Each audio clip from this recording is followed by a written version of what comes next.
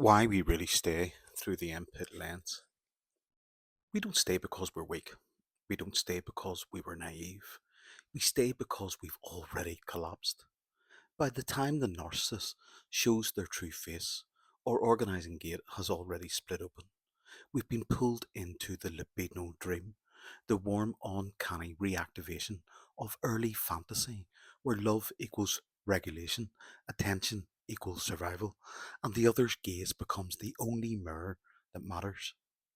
We stay because it feels like home, but not a safe one. The narcissist doesn't just seduce us, they complete a circuit. They become the living expression of our original affective blueprint, the partial, dysregulated, intermittently attuned parental figure who offered just enough love to bind us, but not enough to free us. This is the annihilatory stress response, sealed in infancy, the reflexive survival mechanism developed when emotional regulation was outsourced to an unstable or absent caregiver. In MPIT, the ASR is the first gate. It opens under pressure, and when it does, the psyche doesn't run, it loops. So when the narcissist appears, their gaze touches that sealed space and the loop restarts. We are not attracted necessarily just to their personality. We are gravitationally pulled into the unfinished sentence of our own trauma. We stay because the shared fantasy replaces the self. By the time idealization is in full swing, the survivor has undergone what MPIT defines as reflexive mirrored psychic inversion, or MPI. The false self begins to orbit around the narcissist's projected fantasy, while the true self retreats, hidden behind anticipatory compliance, or what MPIT names the anticipatory shadow reflex. This isn't codependence, it's collapse.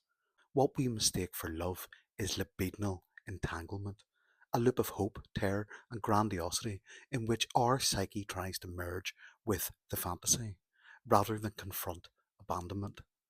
The narcissist offers a hall of mirrors, and we, already primed by the fantasy of rescue, step willingly inside. We see ourselves everywhere, but every image is distorted. We confuse visibility with being seen. We mistake reflection for love. We stay because the exit is terrifying. Leaving isn't just about logistics.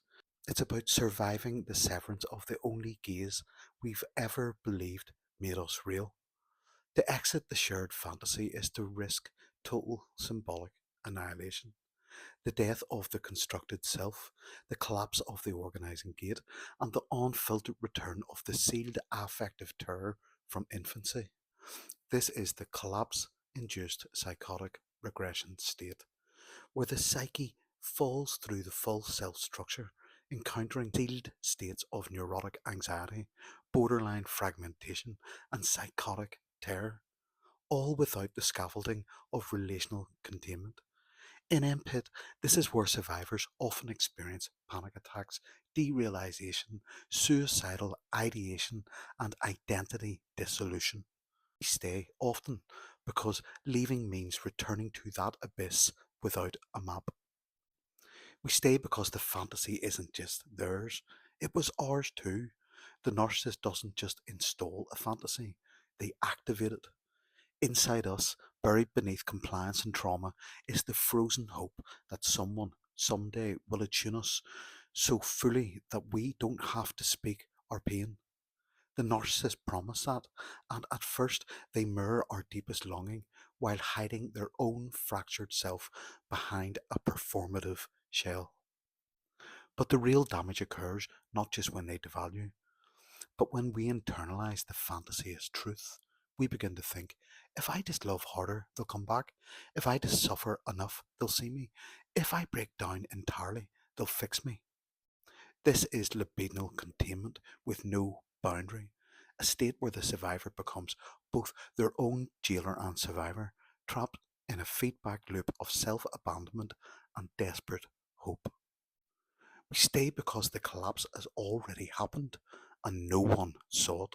By the time friends tell us to just leave, the symbolic collapse is long underway. The central ego is already fractured. The introjects are now running the system.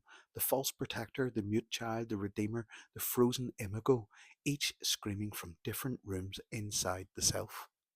This isn't love, it's looped identification with a fantasy of being loved. The narcissist is not just a person we fell for, they are the mirror of the very thing we never received.